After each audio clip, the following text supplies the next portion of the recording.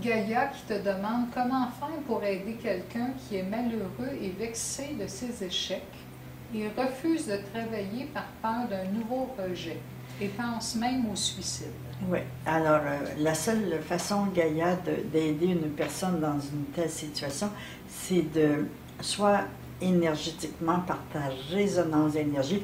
Très souvent, on ne peut pas atteindre un mental qui est convaincu qu'il n'est rien, qu'il n'est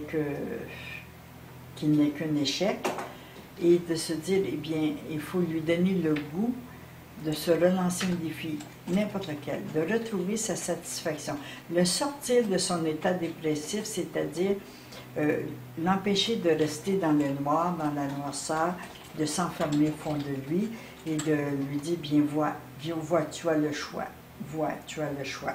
Tu peux rester dépressif ou, si tu veux, rebondir sur tes qualités, tes ressources.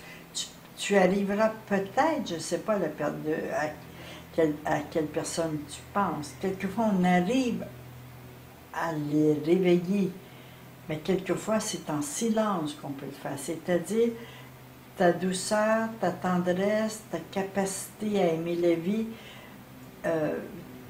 lui trouver un loisir, une occupation mentale, une occupation qui peut le rendre satisfait de lui, pas lui lancer des grands défis, mais l'emmener un pas à la fois, un jour à la fois, prendre un peu de soleil, prendre un peu de participer à la vie, lui montrer aussi, lui faire sentir qu'il est important que chaque être humain apporte ce qu'il peut apporter dans sa société. Alors c'est une valeur de société, c'est une valeur d'accomplissement, de savoir que chacun de nous en a quelque chose à apporter. Alors si tu peux l'emmener à comprendre qu'on a quelque chose à apporter, eh bien peut-être qu'il pourra rebondir sur ses pieds. Mais ce n'est pas en essayant de le convaincre que tu vas y arriver. C'est à lui de choisir son attitude. Et peut-être en l'emmenant à réaliser que le choix de l'attitude avec laquelle il touche, il vit son échec, eh bien, il peut rester perdant toute sa vie ou il peut rebondir sur l'échec afin d'être fier de lui. Il a fait quelque chose.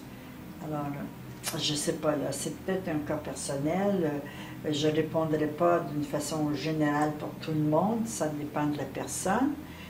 Mais le meilleur conseil que moi j'apporterais pour aider quelqu'un comme ça, c'est dans les conversations, d'une fois, juste le ramener à des souvenirs heureux, à des souvenirs de réussite, à des souvenirs qui peuvent l'aider à rebâtir sa confiance et son estime de lui.